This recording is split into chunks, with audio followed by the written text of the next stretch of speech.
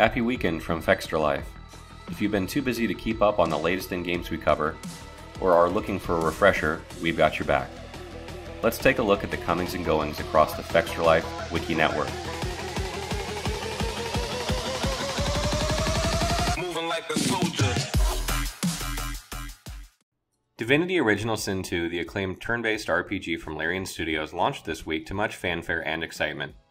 We have been absolutely blown away by the depth and breadth of Larian's attention to detail, and the improvements to the precursor have made the game that much more enjoyable, if not challenging. The game has a 93% review score on Steam, and Metacritic, although not showing any industry reviews yet, has only positive reviews from users so far. We've put together a getting started guide on the blog. Swing by the wiki for all your questions, you will have them, and keep your eyes open for our review real soon. ZeniMax released some interesting new details about their next upcoming DLC, Clockwork City, this past week. With the new DLC, players will have an all-new zone to explore along with the new trial, Asylum Sanctorium. But that's not all. Accel will now feature new daily quests that grant unique sets for the player to utilize. And we've saved the biggest change for last, the all-new transmutation system that allows players to swap out any trait on their equipment for another. Amazing, right? The days of dungeon farming endlessly for the perfect weapon may be coming to an end. Maybe. The only catch is that you must have researched the trait for the piece of equipment you wish to change it to, so hurry up and get to researching. There's no time to lose. The action RPG The Surge from Deck 13 and Focus Interactive announced via Twitter this week that they will be releasing a DLC later this year.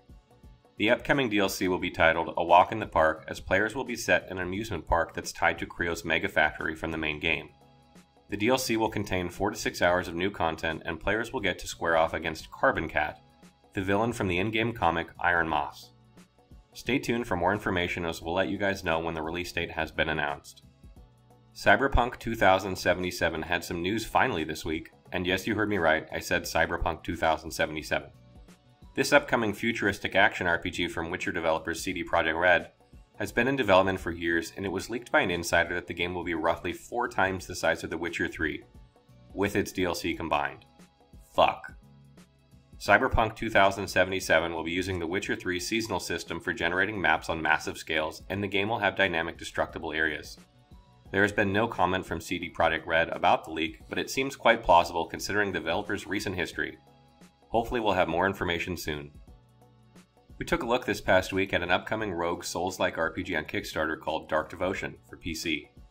Dark Devotion is currently in development by Hibernian Workshop, a European indie studio, and the game features the interesting mechanic of not being able to return to the previous area, as all progress is final.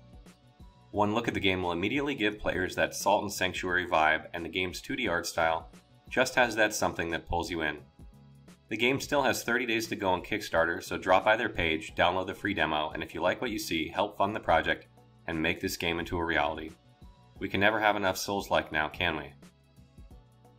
The martial arts-based action RPG Absolver released a patch for PC this past week, and in it included some improvements to connectivity and matchmaking online, which is something players have been clamoring for since release.